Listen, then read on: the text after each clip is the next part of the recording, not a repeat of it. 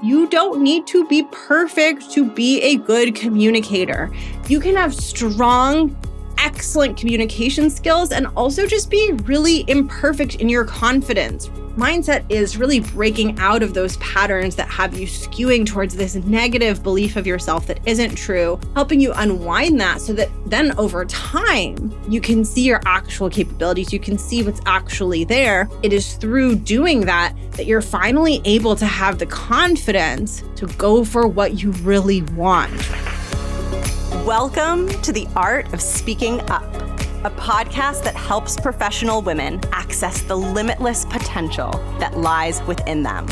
I'm your host, Jessica Guzik, and my mission is to help you find that spark inside you that has the power to transform your career in ways you may not have thought possible. I'm so excited that you're here. And now, on to the show.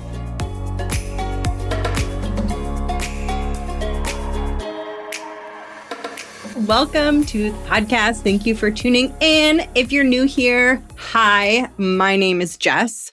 I'm the host of this podcast. I've been hosting this show since 2018, and I started it because I used to have a corporate career. These days, I'm a career coach. But when I was in my corporate career, I had such struggle with feeling very alone and alienated and isolated in my struggles. And I always felt so confused about how no one was talking about the things that felt so hard in their professional lives. And I had this extreme curiosity of like, are other women feeling the way that I am feeling? Like, are other women struggling to feel confident, struggling to feel good about themselves, questioning themselves, getting sucked into like spirals of like negativity and self-criticism and self-judgment? And I honestly spent a long time thinking that it was just me and that for most people, like work was just easy and okay and normal because that's how it looks on the outside when you kind of look around in your work environment. And I started this show, one, out of curiosity to see like if I shared my story and my experience, were other women going to relate to it? And two, because I really wanted to normalize struggle and having low moments and feeling negative and feeling unworthy and feeling stuck and frustrated. I wanted to normalize all those things and not just normalize them, but help you see that even with all of those things present, you can pursue whatever it is you want in your career. Those things are not a sign or a signal or, a symbol that something is wrong, that you can't have the things that you want. They're just a sign that you're growing and you're being stretched. And I really believe with all these struggles around confidence and believing in yourself, I believe we can grow and change through them. I've seen it in my own journey. I've seen it with my clients. I've seen it with women who listen to the show and will write me a note sharing how they've changed. The stuckness that we experience, it's just not permanent, right? It's just not where we're going to be forever. Now, we have to put the work in, and it's not always easy to get unstuck. And sometimes it requires a lot of effort and commitment. Sometimes you can't do it alone. Sometimes you actually need help. You need a coach. You need a mentor. You need someone to guide you through it. It's different for everyone. It's not always easy. It can take time, but it's absolutely possible. And for me, that's a huge relief because what that means is me and you and all of us, we can build the careers we want. We can build the confidence we want. We can become the leaders and the women that we want to be if we are willing to work at it. And that's what this show is intended to help you do. This is going to be the second to last episode of this season. So season 6 has gone on forever. I don't even know how long this season has been, but next week is going to be the season 6 finale, which I'm really excited about. And I'm looking forward to you hearing that finale. I'm going to be sharing something that I wrote with you along this theme of feeling broken and feeling like the only one who's struggling. I wrote an essay reflecting on some of my experience of that feeling of alienation in my corporate career, and I'm going to be sharing it with you as the season 6 finale. So I absolutely cannot wait. In today's episode, what I am talking about is your path to growth, your path to leadership, your path to building an unstoppable career. I was reflecting and spending time thinking about what is the full roadmap of pieces that if you have these pieces in place, you will get where you want to go in your career. It will become impossible for you not to succeed.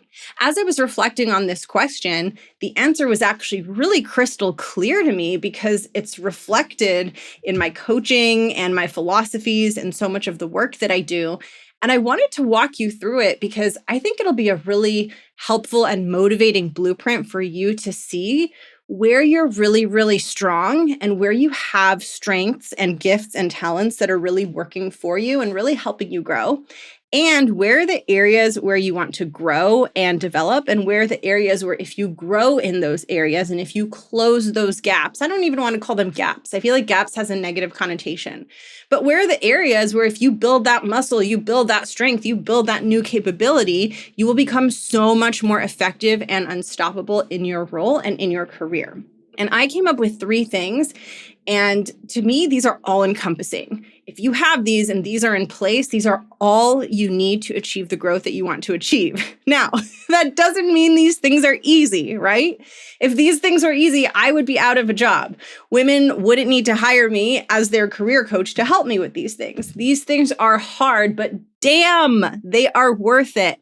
They are worth it because when you put in the effort, the thing that you get on the other side is a career that you enjoy. And we spend more than half of our lives in our jobs, in our careers. So when we invest in the confidence, the skills that we need to feel strong and capable and solid in our jobs, when we invest in that, we have a better experience, not only because we're growing and we attain higher positions, but because we feel more confident and less stressed.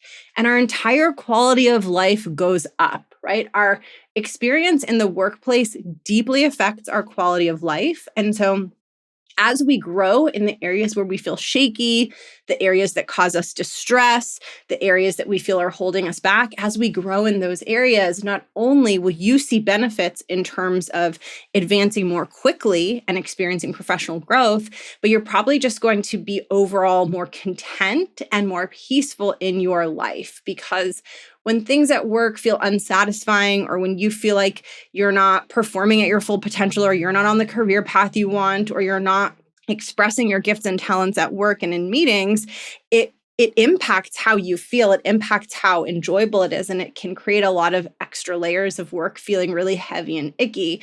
Whereas when you have that inner security within yourself and you feel strong and solid and confident, your whole experience at work changes. And I've loved watching this with clients. I think one of the coolest things to see in my journey of supporting women in this growth is when we're kind of reflecting on all of the progress they've made in their professional life.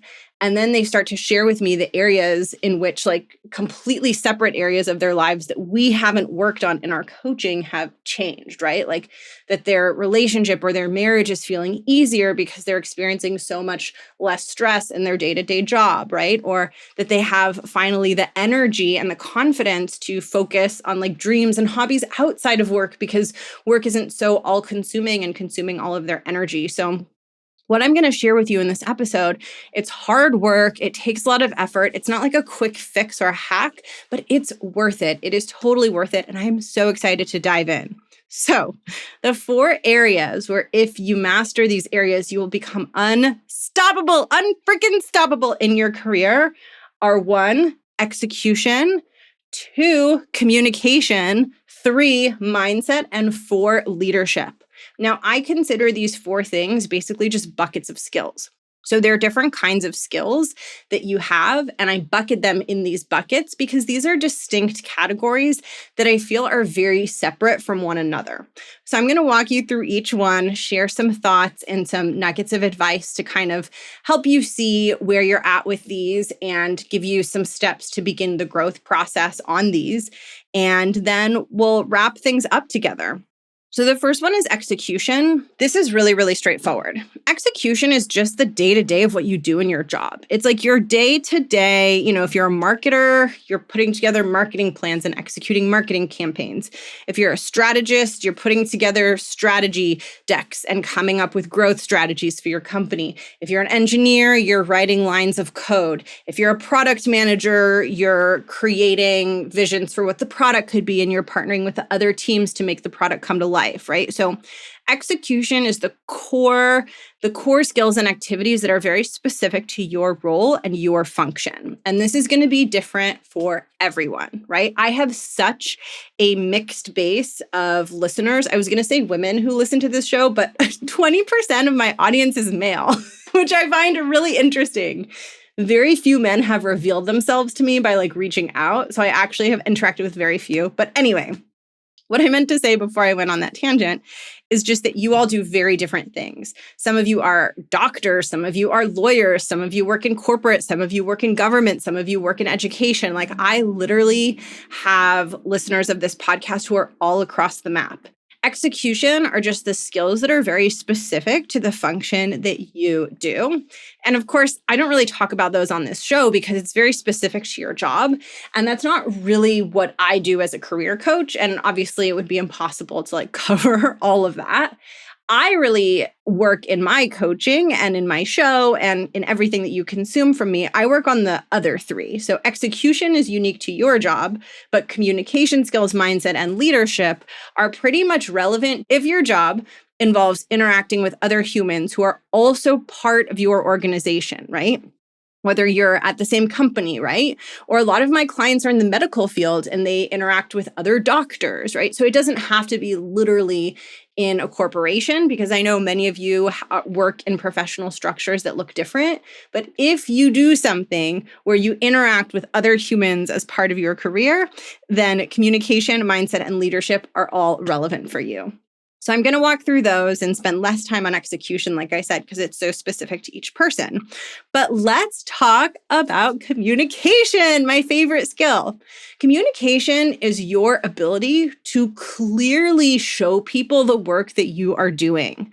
And this can sound really obvious and basic, but there's some really important pieces that I want to highlight about communication.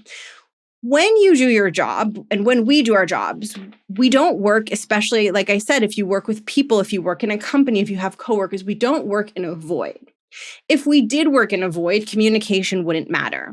But because we work with other people, we need people to see what we are doing and to understand what we are doing. And especially, we need people who sit at the level above us in the organization to see and understand what we're doing if upward mobility is important to us. Because the way that those people are going to understand what you're contributing, what your skills are, and what your value is in the organization is through your ability to communicate that to them. They are very busy. They are managing a lot of people. They have a lot of stuff on their minds. So they have very little mental capacity to be spending time figuring out what you're doing and proactively thinking about what you're doing. If they're a really good manager, they'll spend some time doing that, but even a really good manager cannot be as close to your work as you.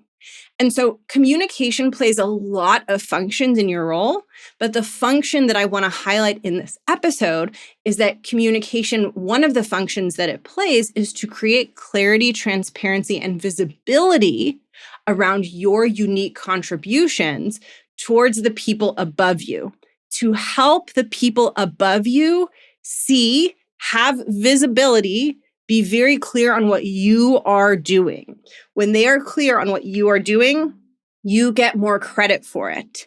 And this isn't just through you, taking credit for your accomplishments, right? Although that's really important for you to be communicating what you're achieving and what you're accomplishing so that higher ups understand the value you're creating. But even just through your meetings, the clearer your content is, the clearer your leadership of the meeting is, the clearer you are about what it is you're doing, the easier it is for people to internalize, remember, and understand what it is that you do, what is the unique contribution that you bring. So I really want you to think of communication as showing people your hard work, whether it's in a one-on-one professional development conversation with your manager, or whether it's in a meeting where you're getting a working team together to kick off a project, you are showing people your work through communication. When you're in those rooms and in those meetings, you're usually not doing the actual work. That's usually happening at your desk, at your computer.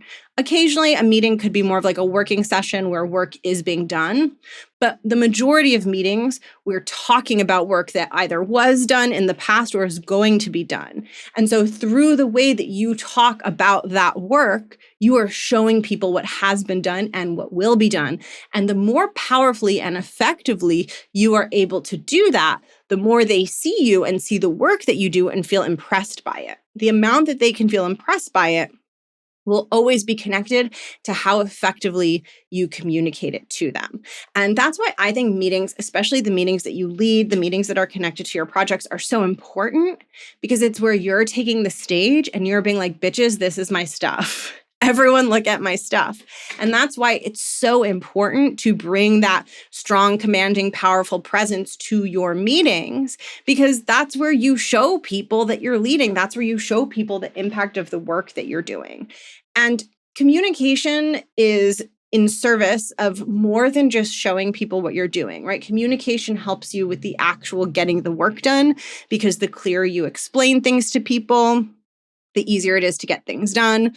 Communication helps you manage your team, because the clearer you can explain things to your team, the clearer they can get things done, right? So it plays so many different functions in your role. But when I think about this show, well, I guess this show is designed to support you in a lot of different ways. But one of the big things I think about with this show, like one of the big missions and results that I want for the women who listen to this show, for the women that I work with, is for them to elevate in their careers and elevate in their roles. And communication is so important in making that happen. And you might have seen this happen before. And I know this is something that I hear a lot from my clients, is that they're not getting enough credit for their work and they're not advancing in their organization. And it's not because the work isn't good. It's because their presence in meetings isn't accurately communicating the quality of their work. There's a mismatch between the incredible work that they're doing and then what they're bringing to the meeting room. And because of that mismatch, then higher ups don't have that confidence or that readiness to say, all right, like we are ready to support you. And so this is one of those things that can be really hard, right? Because it sucks and it's annoying to feel like you're really good at your job, but then meetings are a little bit more challenging for you. And so you're not getting credit. But you also have to remember that as you advance, meetings become more and more critical. And the actual execution, like the day-to-day execution of your work, becomes less and less critical, because as you advance, you hire more and more people to do the execution for you. And you are the one who is showing up in the meetings, managing the relationships, keeping people updated, navigating across the organization. So over time, your career pivots from being very focused on execution to actually much more focused on communication, and much more time spent in rooms with people versus time spent like cranking out work and cranking out documents, on your computer or by yourself. And so communication is the second one. And one thing that I want to share with you, if you struggle with communication and you're like, oh my gosh, this is an area where I need to be stronger. I'm not showing people my talents and it's slowing me down in my organization. If I could tell you one thing about this, well, first of all, there's a whole archive of podcast episodes about this, so listen to all of them.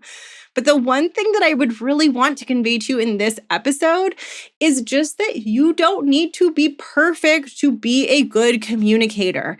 You can have strong, excellent communication skills and also just be really imperfect in your confidence, right? Like you can feel nervous, you can feel doubtful, you can experience shakes, you can experience jitters, like all of these things can be present, and none of them are actually blockers to you being a powerful, effective communicator. And I think this is so important, because I think it's really easy to assume, oh, if I want to become really effective at communication, then I need to be perfect and I can never feel nervous and I can never shrink away in those meeting rooms. The truth is that effective communication is much more about your audience than it is about you. When your audience feels satisfied and they're getting what they want, they don't care as much about whether you're a little bit nervous or whether something was a little bit imperfect, right? What you're really trying to do is speak to your audience in a way that makes them interested, in a way that is clear for them, in a way that is easy for them to understand.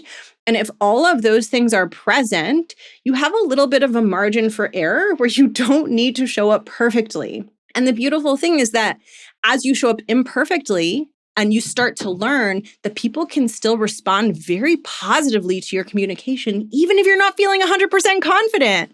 Then your confidence grows because the pressure goes down, because you realize you don't need to be this crazy fantasy of perfection that you're trying to be.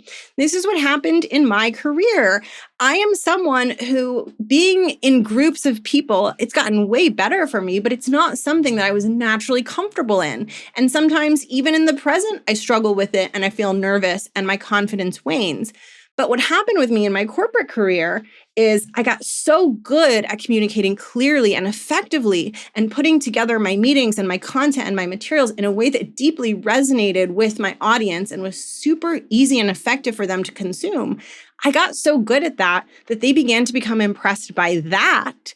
And then that took the pressure off because I was like, okay, my stuff is going to be really good. So like, I don't need to worry if I feel a little bit nervous.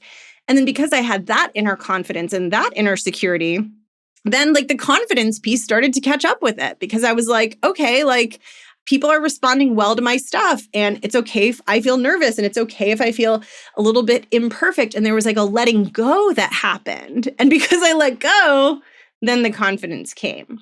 And so I really just want you to open your mind that strong, powerful communication, it doesn't need to be perfect and you can arrive at it in different ways, right? You can arrive at being that powerful woman that you want to be in that meeting room through several meetings, several months, maybe even several years of feeling really nervous and doubtful, but showing up with excellent communication and content and materials anyway. And through that, building up your confidence. And it's not to say that you can't work on your confidence as a separate piece. You absolutely can. And that's something that I help my clients with and that I talk about so much on this show, which is like the mindset piece and like learning to feel strong inside and like learning to not let doubt consume you. But what I want to emphasize is that there are so many ways to be a strong communicator. It's sort of like the difference between cooking and baking. Like with baking, you need to be more precise. And if you put the wrong amount of like baking powder or whatever, your thing isn't going to rise. But like with cooking, you can double the garlic and put half the oil. Like you can do what you want and it can still taste really good. And that's how communication is. Communication is like cooking, not like baking. Now, of course, if you're a 5-star Michelin chef, is your food going to taste amazing? Yes. Does Michelin even have 5 stars or is it 3 stars? I don't know. So like, yes, if you feel so badass and confident inside, is your communication going to be that much better? Of freaking course. But like, don't discount yourself from being able to make a delicious dish, right? Just because you're not perfect at communication and just because your confidence isn't 100% there. I've built a whole career, both my corporate career and my career as a coach where I do speaking events and I'm talking to groups of people. I've built an entire successful career being a wildly imperfect communicator, right? You might hear me on this podcast and my clients have said, you sound so smooth and confident on the podcast. Yes, because this is a medium that I've been working at for nearly 4 years straight, week after week, I record a podcast episode. But A, this is one of the easiest spaces for me to speak because I'm here alone and there's no one around except me and my cat. So the stakes are really low.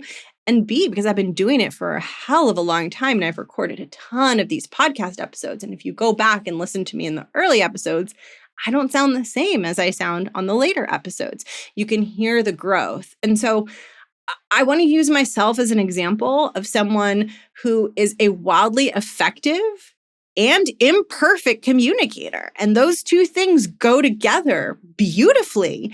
And the more that I have embraced my quirks and my flaws and my imperfections, the more confident I become, the stronger my communication gets, the better it all gets. And I want to invite you into that way of thinking too. Because I think the other way of thinking, which is like the perfectionist way, which is like, I must get it perfect all the time in order to be effective, that is what keeps you stuck. That is what cranks the pressure up so high that you feel paralyzed. It's when you let go and allow yourself to be the chef who is experimenting and who's like, this is going to taste delicious, even if I forget an ingredient. When you allow yourself to be that person, that is truly when you build a confidence that is so much more lasting and so much more sustainable. So that was a lot on communication. And if you want to deepen your communication skills, and if you want specific guidance from me on how to increase the effectiveness of your communication skills so that you are more impressive to your boss and colleagues in those meeting rooms, definitely download my free course, Speak Like a CEO. This is a course on executive communication that is going to give you 3 very tangible tips in a series of 3 videos featuring me that will help you communicate at an executive level so that what you share can land really effectively and powerfully with those around you. So that is communication. And now let's move on to number 3. Number 3 is mindset. Here's why I'm freaking out about mindset is because I'm in a headspace right now where I am just in awe of the quirks and weird things about human psychology and the human mind. I was recently working on a workbook for the Art of Speaking Up Academy Advanced Round. So I have the Art of Speaking Up Academy, which I market and advertise and enroll public facing on this podcast. And then I have an advanced round of the Art of Speaking Up Academy, which is by invitation only, which you get invited to if you've completed the first round of the Art of Speaking Up Academy. So it's not something that like you can sign up for when, outwardly here, but it is something that I offer to my clients who've completed the first round of the academy. Anyway, all of my academy students, whether it's the regular academy or the advanced round, they all get a workbook mailed to them before the program begins. And the workbook is really where they start to set their foundational goals and do the super foundational mindset work that is going to support their growth during the 6 months that we spend together. So the reason I'm sharing this with you is because I just got back from being at a coffee shop this morning working on the new workbook for the advanced round of the Art of Speaking Up Academy, which I will be kicking off this week. And I was writing a section on mindset with some mindset prompts and some guidance for my clients who are in that cohort. And the thing that kept coming up as I was writing was just how weird and backwards and counterproductive and crazy our brains are. Like the reason that we need to do mindset work is because our brains are crazy and irrational and weird in how they operate. Like human minds are just bananas. And the deeper I get into coaching, the more I learn about the human psyche, the more hours I spend in supervision. I do supervision for my coaching work with a clinical psychotherapist. The more I deepen my expertise and understand the human mind and the change process and mindset and coaching and how we as humans grow our confidence and evolve and change and build new capabilities, the more I am like, I cannot believe that we are wired this way. And I cannot believe that we operate this way. So I think one of the best ways to explain what mindset work is and why it's so important is to first explain some of the weird, messed up shit that our brains do that gets in our way of growth, right? So it would be great if our brains just took in the world objectively and we could look at ourselves objectively and make decisions and take actions based on the truth of who we are and the truth of what's happening around us. But our brains are highly inaccurate in the way that they make sense of the world and in the way that they make sense of us. So part of the conundrum of being human is that so much of how we evaluate ourselves and, how we think about how well we're doing is subjective. And our brains aren't very good at looking at ourselves objectively. I'll use myself as an example. My brain's just not going to be very good at being like, Jessica, you are very talented. I am so proud of how you're doing. You're doing an excellent job in your life and your career. I am so wildly proud of you. Like that is not what my brain does. What my brain does is it's like, You're awful. I can't believe you waited this long to record this podcast episode. It's going terribly. There's so many problems in your career and your business. And it brings this intense negativity into my consciousness, right? Now, what's so important is those negative thoughts aren't true. A lot of them, most of them are actually not the truth. Like when you look at me and my career and my life, so much of what I experience internally in my internal world is false. So much of that negative stuff is false. But to me, it could feel true. And without mindset work, I will assume that it's true and I will make limiting decisions and I will engage in unnecessary amounts of suffering, not because those negative things are true, but because I'm thinking they're true, because I'm believing the illusion that they're true. Mindset work is the commitment to unwinding that. And it's really important because when we don't have a commitment to unwinding our brain's negative stories and biases and beliefs about us, they will just continue to get stronger and stronger, because one of the crazy things that our brains do is, instead of looking at the world objectively and being like, here's what's happening in the world, our brains will ignore things out in the world that don't already align with the beliefs that we have. So if you have a belief that you're not good at your job, your brain is designed to ignore evidence that goes against that belief, right? And so, for example, this is something I see often with my clients. You might experience this. You have a belief that you are not doing well in your job. You get a performance review from your company that says you are doing very well in your job. And maybe for a day, you feel great. And then a week later, you are back in the old belief of that you're not doing well in your job. How can that be? You just got hard evidence, hard facts telling you that you're doing well, right? This is the fuckery of our minds. They don't operate at a very rational, objective level. So if we have negative beliefs, not only do they make us feel crappy, and not only do they cause us to, hide and not pursue the things that we want in our careers, but they remain beliefs, like they stubbornly stay in our minds because we ignore evidence that goes against them and we collect evidence that supports them. So when you get that positive performance review, a week later, your mind is like forgotten about it completely. But let's say something bad happens at work, and I'm putting bad in quotation marks. Let's say you have a meeting, you run a meeting and you thought it didn't go well. Your brain is going to remember that for years, right? Your brain's going to be like, see, we're not doing good. So this stuff can be really insidious. This is why mindset work is essential, because without mindset work, you're not interrupting any of these shenanigans that are happening in your mind. And these shenanigans can and will alter the course of your career. And I want to emphasize this, not because you're not good at your job, but just because you have a human brain that does shenanigans that will often lead you down a path that doesn't reflect your true talent. So mindset work is simply your commitment to unwinding that and not allowing those patterns in your mind to go on autopilot, so that you can enjoy your career more, not be weighed down by all the negative thoughts and limiting beliefs about yourself, and most importantly, pursue and choose a career path that reflects what you desire and reflects your actual level of talent, and show up day to day as the version of you who sees herself accurately and who's not mired in all the mindset crap.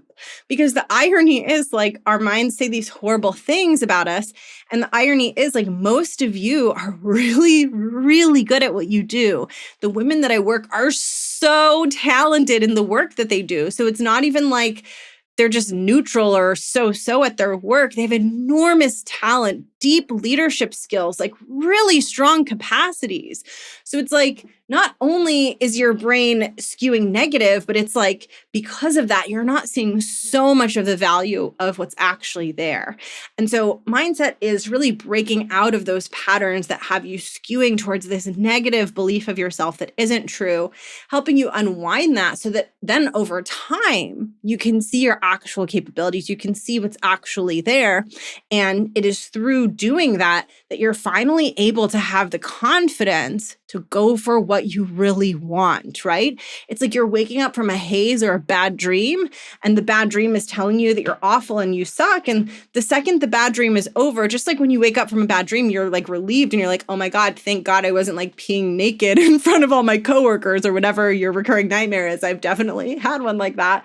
But you have that feeling of relief. It's similar with mindset work, where you get to a place where you're like, oh my gosh, I don't have to show up small. I don't have to not apply for the jobs that I want. I don't have to be silent in meetings. I don't have to be holding myself back at work. Like, I don't have to be doing any of these things because I'm actually really, really good at my job. And when I can snap out of the fog and the negative haze long enough to realize that, I can see that I already have the talents in me that I need to build the career that I desire. And look, this doesn't mean that you might not have growth areas, and it doesn't mean that you're perfect. We all have things that we're not so good at, but it just means like that your brain's not going bananas, like blowing those things up and making them so big and so horrible and making those struggles or growth areas the reason why you can't have what you want, the reason why you can't take up space, right? Like the reason why you can't be at a level of excellence in your role. Because the truth is, you can do incredible work in your job without being perfect, right? Like you don't need to be good at every single thing. And in fact, literally no one is. Like everyone,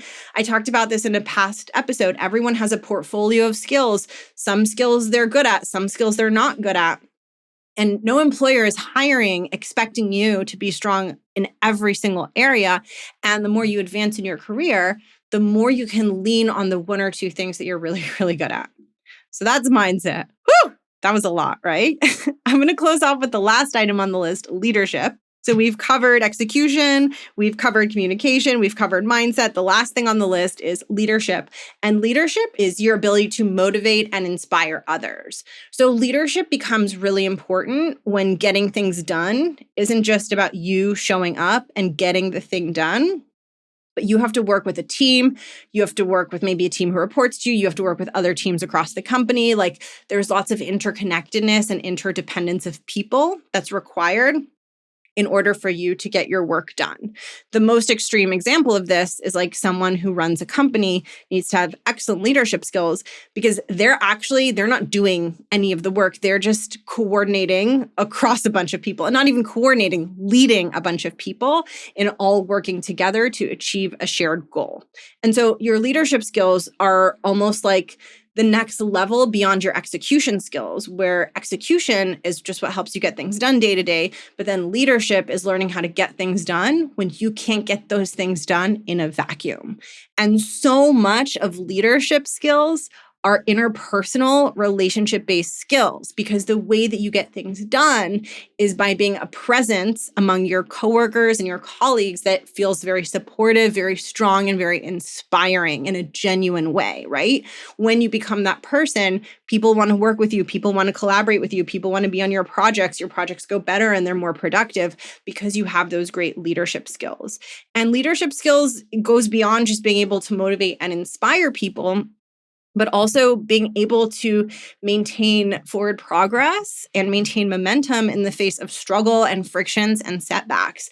This is one of the most important components of leadership. It's not just about being able to really inspire a team when things are going well, although that's like a super fun part of leadership. And I think it's really, really satisfying to just be able to cultivate a high-performing team and high performance across cross-functional projects when things are going okay. But a huge part of leadership is how you show up for conflict, how you show up for adversity, how you navigate those things.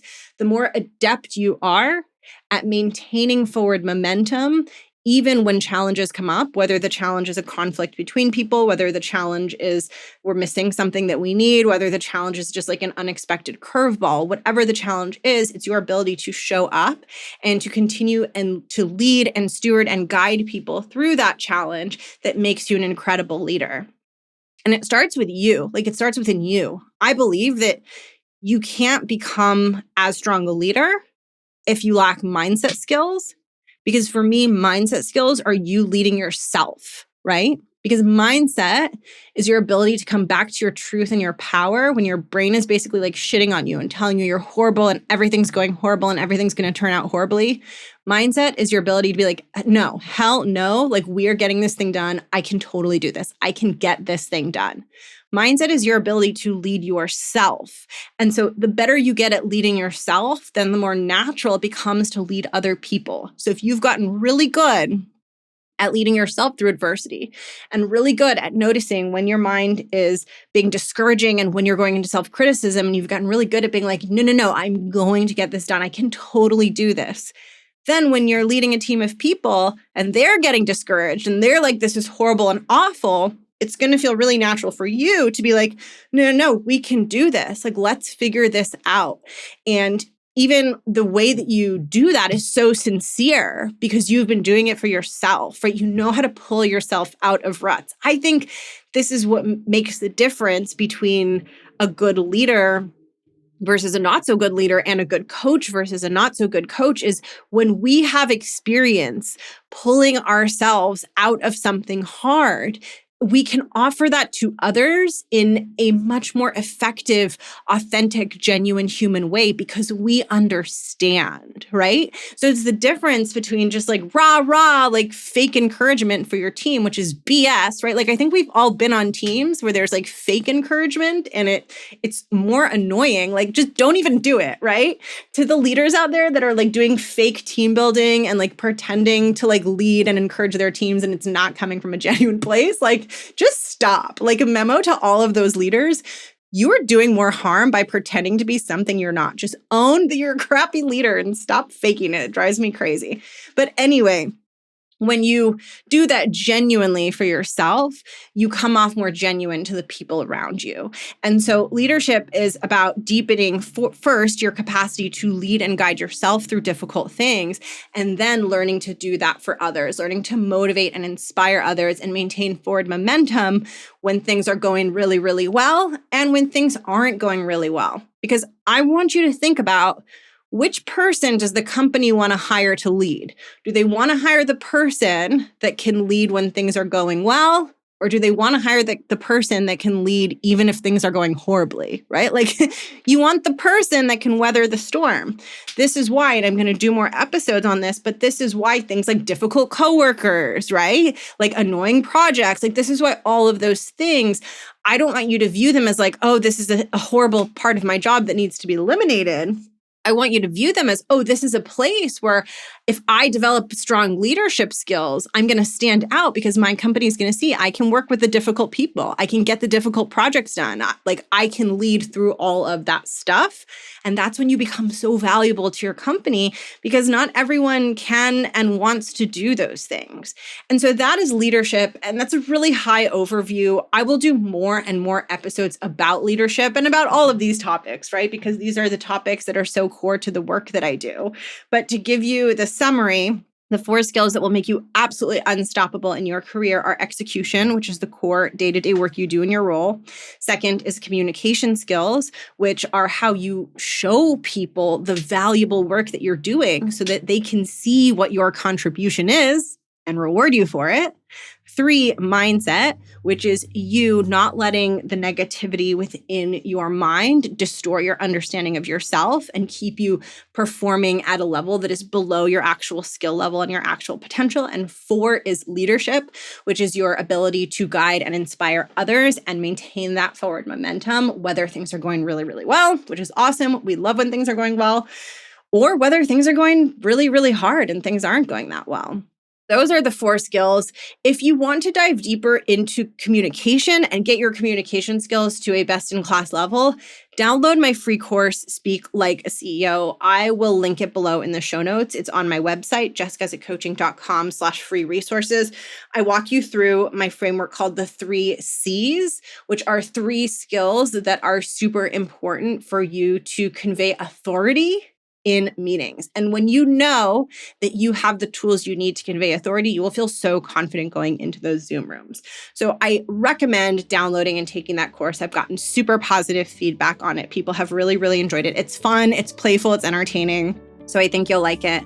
And if you want to go much deeper into building your communication skills, into working on your mindset and enhancing your ability to lead, that is really what my programs are for, is for you to take your work to the next level, to take it from just listening to a podcast to actually being in active professional development, training, coaching in rooms with me that are designed to help you further your growth in a much deeper way. There are 2 ways that I'm offering working with me right now. One is through my one-on-one coaching, which right now has a wait list, but I recommend just getting on the wait list if you think you want to work with me one-on-one. Honestly, anytime within the next 6 to 12 months, even if you're not ready now, because my one-on-one is full and I slowly take people off the wait list as a one-on-one coaching spot opens up. One-on-one is great if you want very hands-on support and you want to spend pretty much an hour with me every single week, working on your professional development and your goals, growing your mindset and growing your communication and leadership skills. I also do a ton of work with my one-on-one clients to help them up-level into promotions, help them up-level through their job search into a higher role. And so if you're at a point where you're really ready for that next level, that is something that we can accomplish together in my one-on-one coaching. And the other way to work with me is in my group program, which I was talking about before with the workbooks and the mindset stuff. It's the Art of Speaking Up Academy. This is my signature group program. It's a 6-month program where I walk you through the foundational tools that you need to grow your confidence, improve your mindset, like get into an unstoppable mindset and become a super powerful and effective communicator in meeting rooms. It is designed to help you elevate your confidence and communication skills to the next level, so that meetings become a place where you show people what you're made of, you strengthen your reputation, and get yourself on a path to growth and leadership. If you are interested in the Art of Speaking Up Academy, get yourself on the wait list by going to jessguzikcoaching.com/academy, and you'll be the first to find out when doors open for enrollment. I have watched so many women transform and let go of the quietness and let go of the hiding and access a confidence and a voice in meetings that has been surprising to them. And I would love to walk you through that process as well. I will drop all of the links below in the show notes. Thank you so much for tuning in. This is kind of a longer episode, but I'm so glad that you made it here, and I will catch you next week. Bye.